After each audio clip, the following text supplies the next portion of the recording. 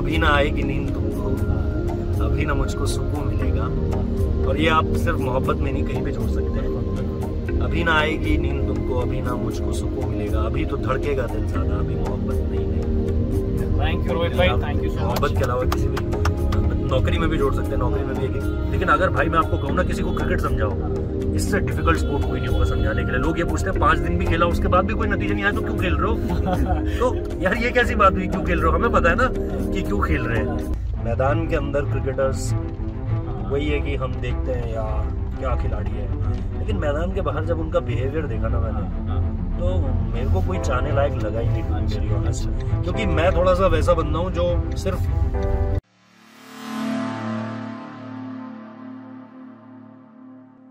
नमस्कार, आप देख रहे हैं स्पोर्ट्स क्रेजी। मैं हूं अंकित और मेरे साथ मौजूद हैं स्पोर्ट्स जर्नलिज्म पर बात करने के लिए, इंडिया की other sports, non cricketing sports पर बात करने के लिए, और जो T20 वर्ल्ड कप होने वाला है, भारत का स्क्वाड कैसा उस पर बातचीत करने के लिए, और भी जो हिडन टैलेंट्स हैं उस पर बात करेंगे। हमारे साथ मौजूद है भारत के स्पोर्ट्स जर्नलिस्ट जिन्होंने अभी जर्नलिज्म में काफ़ी अगर आप देखेंगे तो जिस तरीके से उन्होंने अपडेट्स दी हमें जो एशिया कप हुआ था, तो बहुत शुक्रगुजार हैं कि रोहित जुगलान भाई ने ये बोला इसको इंटरव्यू करने के लिए। सबसे पहले क्वेश्चन जो मैं आपसे पूछना चाहता हूँ ना, नॉन क्रिकेटिंग स्पोर्ट्स पर बात कर लेते हैं। आप नॉन क्रिकेटिंग स्पोर्ट्स काफी एक्टिवली कवर करते हो, क्या लगता है आपको फ्यूचर? जैसे बहुत सारी लीग आ गई, pro kabaddi league, ultimate kho-kho है, इंडियन सुपर लीग चल रही है, लेकिन अभी फुटबॉल का डाउनफॉल चल रहा है। अदर स्पोर्ट्स को आप कैसे देखते हो इंडिया के? आई थिंक अदर स्पोर्ट्स ने एक बड़ा रास्ता तय किया है, मुझे ऐसा लगता है। चाहे आप फुटबॉल को ही देखो, फुटबॉल में जिस तरीके से फुटबॉलिंग कम्युनिटी चाहे वो यूट्यूब की है, वो जिस तरीके से आगे आ रही है, मैं नहीं देखता पिछले 3-4 सालों में कहीं कोई ऐसा चैनल था जो इतना डीपली जाकर न सिर्फ इंडियन फुटबॉल पर, आप लोग जिस तरीके से कबड्डी पर कर रहे हो। आई थिंक तो ये चीजें हैं। फिर जैसे मैं लीग्स नहीं कहूंगा, लेकिन जैसे भी चेस आया था तो लोगों ने चेस को भी कवर किया उस हिसाब से। और मुझे लगता है कि थोड़ा सा ना हमारे ये जो अदर स्पोर्ट्स हैं इनको भी थोड़ा और अचीव करना पड़ेगा, क्योंकि जैसे क्रिकेट ने अपना एक रास्ता बना लिया है ना, तो उसमें हमने देखा है कि उन्होंने 1983 देखा तो अचानक से लोग जुड़े। अब बीते कुछ समय में क्या हुआ है कि अदर स्पोर्ट्स ने कुछ ऐसा हासिल नहीं किया। बीच में आपने देखा हॉकी में बहुत अच्छा हो रहा था, तो हॉकी को लोगों ने देखना शुरू करा, बैडमिंटन को लोगों ने देखना शुरू करा। तो आई थिंक इस धीरे धीरे जैवलिन को आप देखो ना, नीरज चोपड़ा ने किस लेवल पे पहुंचा दिया है। तो मुझे लगता है कि उस तरीके से, और अभी लॉन बॉल्स हमने देखा था, लॉन बॉल्स, तो ये सारी चीजें आप अचीव करोगे ना तो लोग आपसे जुड़ेंगे। लेकिन अगर आप वहीं जाकर कुछ नहीं करोगे बड़े टूर्नामेंट्स में, तो फिर आपको कोई पूछने वाला नहीं है, देखने वाला नहीं है। तो मेरे हिसाब से ऑडियंस हर चीज की है, जरूरत है एक तो पेश करने वालों की, और दूसरा उन खिलाड़ियों को अचीव करने की कुछ, क्योंकि अचीवमेंट एक तरीके से, वो दंगल फिल्म का एक डायलॉग है जो मुझे बड़ा पसंद आता है कि जो पहला आता है ना वो मिसाल बनता है, दूसरे को कोई नहीं याद रखना है ना। तो वो चीज है, मुझे ऐसा लगता है। अच्छा रोहित भाई, एक सवाल ये होता है ना कि अवेयर कैसे करे फैंस को अदर स्पोर्ट्स देखने के लिए? थोड़ा सा अवेयरनेस कम है, मतलब पता कुछ तो ऐसी मैचेस होते हैं जो पता ही नहीं चलता कहाँ पर आ रहे हैं, किस चैनल पर आ रहे हैं। आपकी नजर में क्या है, अवेयरनेस हम कैसे फैला सकते हैं अदर स्पोर्ट्स को? मतलब आई थिंक आपकी बात बिल्कुल सही है, क्योंकि मैं बस इसमें क्रिकेट का जोड़ रहा हूं कि विमेंस क्रिकेट था अभी श्रीलंका में, कोई ब्रॉडकास्टर ही नहीं था। तो आप अगर किसी को जोड़ना चाहते हो, जैसे मुझे याद है कि हमने जब स्पोर्ट्स सीरीज शुरू किया था और हमने जब फुटबॉल करना उस पर शुरू किया, जैसे यूरो था, यूरो फिर भी एक प्रीमियर कंपटीशन है, ठीक है। फिर उस हिसाब से हमने देखा कि बाकी भी जब हम आगे कवर करते थे तो लोगों को अभी इतना भी नहीं पता है कि प्रीमियर लीग और ला लीगा कैसे डिफरेंट है। मतलब बहुत बेसिक लेवल पे आपको बता रहा हूँ कि ये अलग चीजें कैसे है ना। ये सारी की सारी चीजें, चैंपियंस लीग फिर अलग कैसे हो जाती है, फिर यूरोपा कैसे अलग हो जाता है, फिर सुपर कप क्या चीज है। तो ये सारी की सारी चीजें जो कि आपको बतानी पड़ती है। तो मेरे हिसाब से अवेयरनेस की सबसे बड़ी चीज है, ब्रॉडकास्टर आएंगे नहीं आएंगे हमें नहीं पता, उस पर हम नहीं कर सकते कुछ, हमारे पास नहीं है उतना पैसा। हम क्या कर सकते हैं, लोगों को रूल्स समझा सकते हैं। जैसे फिर मेरे को लगा कि यार एक कोशिश ऐसे की जानी चाहिए कि चलो प्रीमियर लीग के बारे में शुरू से बताता हूँ, चलो चैंपियंस लीग में टीमें कैसे जाती हैं, कि भाई हर जो लीग है, डिफरेंट लीग है, उसकी 4 टीमें जो टॉप 4 फिनिश करती हैं वो जाती है, डिफेंडिंग चैंपियन ऑटोमेटिक हो जाती है क्वालिफाई। तो आई थिंक फिर आपको ऐसे करके लोगों को बताना पड़ेगा, ताकि एक अगर समझ आती है ना लोगों को। जैसे मुझे याद है कि लॉन बॉल्स में जब हम सोच रहे थे तो हमें पता करना पड़ा कि लॉन बॉल्स होता क्या है, हमें भी नहीं पता था। तो वो जब हमने पता करना शुरू करा ना, तो हमें खुद इंटरेस्ट आने लगा। जब आप कुछ देख रहे हो और आपको वो समझ में आ रहा है, आपका इंटरेस्ट अलग लेवल पे जाएगा। तो मुझे लगता है लोग देखे ना देखे, हमारी जिम्मेदारी ये बनती है कि हम उसके बारे में बिल्कुल, मतलब आप कितना बेसिक जा सकते हो कि भाई अगर मैं आपको क्रिकेट में, क्योंकि क्रिकेट ज्यादा लोग समझते हैं, कि भाई अगर मैं किसी को क्रिकेट समझाना चाहूँ तो कैसे समझाऊंगा, ये बहुत मुश्किल है किसी को क्रिकेट समझाना हमें, क्योंकि वो पैदाइश के साथ ही घर वाले देख रहे हैं, पिताजी देख रहे हैं, दादाजी देख रहे हैं, तो हमें आ गया। लेकिन अगर भाई मैं आपको कहूँ ना किसी को क्रिकेट समझाओ, इससे डिफिकल्ट स्पोर्ट कोई नहीं होगा समझाने के लिए। लोग ये पूछते हैं 5 दिन भी खेला उसके बाद भी कोई नतीजा नहीं आया तो क्यों खेल रहे हो? तो यार ये कैसी बात हुई, क्यों खेल रहे हो? हमें पता है ना कि क्यों खेल रहे हैं, लेकिन आप समझाओगे कैसे, ये मेरे को नहीं समझ आता। तो वो चीज है कि आपको समझाना पड़ेगा लोगों को, और सारे स्पोर्ट्स का मुझे लगता है यही है। अच्छा, अब ये जो वर्ल्ड कप पर आते हैं, थोड़ा सा जो स्क्वाड सेलेक्ट हुआ है, मोहम्मद शमी को कहा जा रहा है कि मोहम्मद शमी होने चाहिए थे स्क्वाड में, अभी तो उनको कोविड हो गया, वो अलग चीज होगी। आप कितना देखते हो स्क्वाड कितना परफेक्ट लगता है आपको ऑस्ट्रेलियन कंडीशंस के हिसाब से, और अभी जो हमारी सीरीज चल रही है उस पर भी क्या नजर है आपको? आई थिंक मोहम्मद शमी को लेकर के बीसीसीआई का मतलब सिलेक्टर्स का स्टैंड पहले से बहुत क्लियर था कि हम पिछले वर्ल्ड कप के बाद नहीं देख रहे हैं, इसीलिए आपने किसी भी सीरीज में नहीं देखा। मेरा पूछना सिर्फ इतना है सिलेक्टर्स से कि अगर शमी आपके सोच विचार में एशिया कप के बाद आया तो आप खुद देख लो कि आप कहाँ स्टैंड करते हो एज अ सिलेक्शन कमेटी पूरी की पूरी, कि आपका कोई प्लान भी था ही नहीं, आपको लगा कि ये तो होना ही होना है, जो हम सोच रहे हैं वो तो होगा ही। ऐसे में तो भाई ऐसे तो कुछ नहीं चलता दुनिया में, गारंटी लेकर तो कुछ नहीं है दुनिया में। तो आई थिंक मुझे ये लगता है कि अगर आपको एशिया कप से पहले पता था तो फिर आपको आवेश खान को नहीं खिलाना चाहिए था, क्योंकि आवेश खान आपकी एशिया कप की स्कीम ऑफ थिंग्स तक था। अब अगर वो था तो अचानक से कैसे बाहर हो गया, ठीक है। और अगर शमी थे आपकी स्कीम ऑफ थिंग्स में तो एशिया कप में क्यों नहीं थे भाई? अब अचानक से आपको याद आ रहा है कि वो एक गेंदबाज है जिसके पास पेस है, जो सीम हिट करेगा तो वहां पर कुछ हेल्पफुल होगा। अभी हम कुछ क्रिकेटर्स से बात भी कर रहे थे तो उनका भी कहना यही था कि हाँ भाई एक गेंदबाज ऐसा जरूर होना चाहिए ऊपर, अगर आपके पास जसप्रीत बुमराह है। और जसप्रीत बुमराह को लेकर के भी अभी देखो ना, कल ही मैंने सूर्य कुमार यादव से पूछा था, उन्होंने कहा फिट है जी वो बंदा, लेकिन तो फिर वो खेल क्यों नहीं रहा है, वो पहला गेम क्यों मिस कर गया? तो मुझे लगता है कि कुछ चीजें हैं जो अभी भी सिलेक्शन को लेकर के अगर आप बोलोगे ठीक है, मैं बहुत ज्यादा वो नहीं करूंगा कि भाई बाल की खाल निकालने वाली बात नहीं करूंगा कि हमको ये पिन पॉइंट करना है स्पेसिफिकली। टीम आपकी बढ़िया है, वही खिलाड़ी खेल रहे हैं जो पिछले कुछ समय से परफॉर्म कर रहे थे। बस अब ये है कि ये जो अब लास्ट की कुछ चीजें हैं ना, कि उमेश यादव क्यों खेल गया भाई पिछला मैच, दीपक चाहर को क्या हो गया, तो ये चीजें मुझे थोड़ा सा लगती हैं कि आपकी एक जिद है, उस जिद के पीछे आप जा रहे हो या There's a method behind the madness, वो मेरे को एक जानना है। अच्छा, एक चीज इस पर और बात कर लेते हैं। अर्शदीप सिंह और जसप्रीत बुमराह आपको लग रहे हैं डेथ ओवर के अच्छे बॉलर साबित हो सकते हैं ऑस्ट्रेलियन कंडीशंस? उन्होंने दिखाया, देखो बुमराह तो ऑब्वियसली है ही, बस मैं ये देखना चाहता हूँ इंजरी के बाद, क्योंकि कोई भी गेंदबाज हो टाइम लेता है, और बुमराह के भी साथ भी हमने देखा है कि इंजरी के बाद आता है तो टाइम लेता है। लेकिन मुझे सिर्फ ये देखना है कि वो इंजरी के बाद कैसा काम कर रहे हैं। अर्शदीप के पास आपके पास एक छोटा सैंपल साइज है इंटरनेशनल क्रिकेट का, लेकिन इफेक्टिव है। आईपीएल में उसने वो किया है। एक आध दिन किसी दिन मार पड़ गई तो हमें बिल्कुल ओवर द टॉप नहीं चले जाना है कि यार देखा हम तो वो इन एक्सपीरियंस को ले आए, 2 मैच देखे ले आए। उसके पास बात तो है, इसमें तो कोई डाउट नहीं है, और हर कोई उसको हाईली रेट भी कर रहा है। लेकिन एक वर्ल्ड कप जैसा टूर्नामेंट आपको अभी भी मतलब ठीक है, कदम फूक फूक कर रखो। उसने अभी तक इतना तो कर दिया है कि हाँ उसको ले जाना चाहिए था वर्ल्ड कप, और डेथ ओवर भी करवा उस। अच्छा, रोहित भाई थोड़ा सा बात कर लेते हैं जर्नलिज्म की। स्पोर्ट्स जर्नलिज्म बहुत ज्यादा इवॉल्व हो गया है। आपने भी जो शुरुआत करी थी तो एक दूसरा मेथड था, अब डिजिटल मेथड ज्यादा हो गया। लोग डिजिटल, अब देखोगे हर किसी का अपना चैनल है और इंडिविजुअल ब्रांडिंग भी बहुत सारी चीजें हैं। कैसे देखते हो आप पहले तो ये इवोल्यूशन जो हुआ है जर्नलिज्म में, स्पोर्ट्स जर्नलिज्म में खासतौर पर, और आपने स्पोर्ट्स जर्नलिज्म में क्यों कदम रखा, आपने जर्नलिज्म में आप क्यों आए? मतलब आई थिंक इवॉल्व तो बहुत हो गया है जब मतलब मैं भी बहुत पुराना नहीं हूँ। इसको सोच के ऐसा लग रहा है जैसे हमने भी पता नहीं कब शुरू किया था। आई थिंक 2015 से ही हमने भी शुरू किया है, तो 6-7 साल तो हो चुके हैं।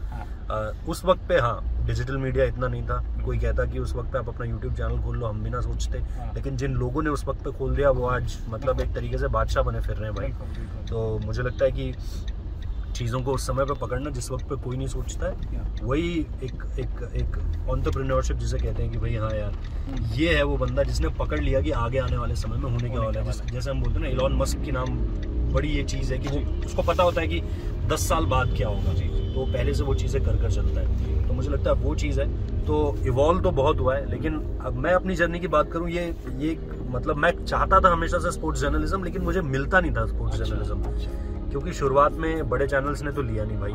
ठीक है, सेक्टर 16 में गए, बड़े बड़े चैनलों में रिज्यूमे दिए, देखते थे उन्हीं में अगले दिन समोसे खा के छोड़े हुए रहते थे, पराठे खा के छोड़े हुए रहते थे, कभी कूड़ेदान में। अपना रिज्यूमे देख रखा है। अच्छा, तो वो सारी की सारी चीज़ है। अब क्या हुआ कि फिर लोगों ने बोला कि छोटे चैनल्स में जाइए। अब नहीं पता था उस वक्त पे कि नेशनल चैनल और रीजनल चैनल भी कुछ होते हैं। तो सेक्टर 62 गए नोएडा, वहाँ पे देखा रीजनल चैनल है, समाचार प्लस नाम का एक चैनल है, वहाँ से शुरू किया। अब वो छोटे चैनल स्पोर्ट्स नहीं कवर करते अनटिल अनलेस वर्ल्ड कप चल रहा हो। तो उसी तरह से फिर शुरुआत हुई। उन्होंने बोला आपको नौकरी चाहिए तो फिर आपको पॉलिटिकल करना पड़ेगा या डिफरेंट जनरल न्यूज़ करनी पड़ेगी।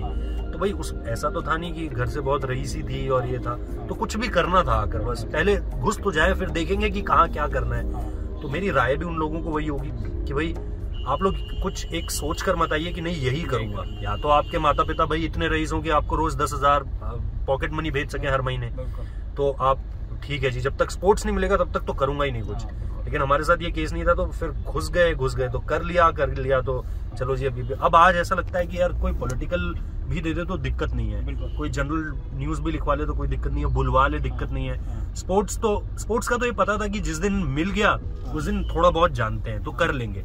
तो वो जो कहते हैं कि master of one and jack of all trades ना, वो चीज होना जरूरी है। ये सोचकर मत आइए अनटिल अनलेस आपका कोई गॉडफादर है जर्नलिज्म में, ये सोचकर मत आइए कि बस यही करूंगा और ये नहीं मिला तो कुछ नहीं करूंगा। कैसे इवॉल्व करते हो रोहित भाई आप अपने का, जिसको पढ़ना बहुत ज्यादा पड़ता है जर्नलिज्म, तो आप इवॉल्व कैसे करते हो? आप बुक्स ज्यादा पढ़ते हो, आप न्यूज ज्यादा कंज्यूम करते हो, आप न्यूज़पेपर्स पढ़ते हो, आप इवॉल्व कैसे करते हो अपनी नॉलेज को? एग्जैक्टली यही सारी की सारी चीजें। एक तो मुझे लगता है ऑब्जर्वेशन एक बहुत ज्यादा जरूरी चीज है कि आप मेरे ख्याल से देखो, मतलब एक होता है ना कि आप मेरे हिसाब से पढ़ना जो है वो खुद को भरना है, और जो आप लिख देते हो वो अच्छा लग गया, समझ लो। मतलब जैसे जो राइटिंग की बात आप कर रहे हो कि आप जितना पढ़ रहे हो तो आपको आ रहा है, कुछ ना कुछ आ रहा है, कुछ ना कुछ आ रहा है, कुछ सुन रहे हो, अच्छी चीजों को आप सुन रहे हो तो आपको कुछ ना कुछ सीखने को मिल रहा है। जो आप लिख रहे हो बस वो वही पढ़ा हुआ है जो आपने लिख दिया, उसके इतर तो आप क्या लिखोगे? अब आप अचानक से मुझे बोल दो जी कि प्लूटो के बारे में कुछ लिखिए, तो मैं ज्यादा से ज्यादा इतना ही लिख पाऊंगा कि आखिरी ग्रह है, ग्रह भी नहीं मानते हैं कुछ लोग, तो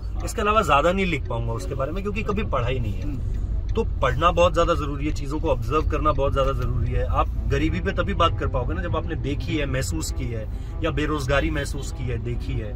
बहुत मुश्किल है ऐसी चीजों पर लिखना जो आपने फील नहीं की है। जैसे आप अभी कोई बोलते कि मौत पे लिख दो जी, तो लिखने के लिए तो लिख देंगे, लेकिन कभी फील नहीं किया। तो ऐसे बहुत ही नीश सब्जेक्ट है जिन पर आप कुछ लिख नहीं सकते हो क्योंकि आपने ऑब्जर्व नहीं किया हुआ उन चीजों को। लेकिन मुझे लगता है ये बहुत ज्यादा जरूरी है कि आप पढ़ें, सुने, देखें अच्छी चीजों को, और उनसे कुछ ऐसा निकालने की कोशिश करें जो शायद बाकी लोग नहीं निकाल पाते। तो फिर मेरे हिसाब से आपका लिखा हुआ अलग भी रहेगा, आपका बोला हुआ अलग भी रहेगा। कुछ आखिरी क्वेश्चंस थोड़े से रैपिड फायर टाइप के, लेकिन आप थोड़ा सा टाइम ले सकते हो क्योंकि आपकी से सीखने को मिलेगा बेसिकली। आपका फेवरेट क्रिकेट प्लेयर कौन रहा है शुरू से लेकर? कोई ऐसा है जो फिक्स रहा है या टाइम के साथ साथ चेंज हुआ है? इंडियन क्रिकेट प्लेयर यार पता है फेवरेट्स तो बहुत थे। अच्छा। और मतलब नाम किसी का नहीं लूंगा यार, टू बी वेरी ऑनेस्ट। लेकिन जब मैंने देखा ना असल में आकर यहाँ पे जो हम क्रिकेटर्स को जानने का मौका मिला, तो मेरे सब उतर गए यार ज़हन से। क्योंकि मैदान के अंदर क्रिकेटर्स वही है कि हम देखते हैं यार क्या खिलाड़ी है, लेकिन मैदान के बाहर जब उनका बिहेवियर देखा ना मैंने, तो मेरे को कोई चाहने लायक लगा ही नहीं, टू बी वेरी ऑनेस्ट।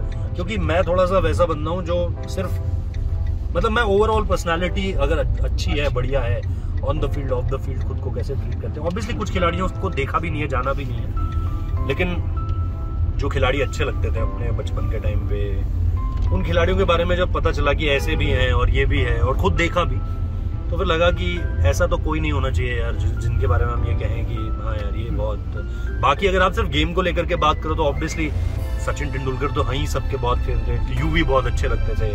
तो आई थिंक ये क्रिकेटर्स हैं जो बहुत अच्छे लगते थे। और अगर आप दूसरे में बात करो, मतलब जैसे माइकल बेवन बहुत अच्छे लगते थे, है ना। तो आई थिंक एक इंग्लैंड के बॉलर होते थे डैरन गॉफ, बहुत ज्यादा पसंद थे।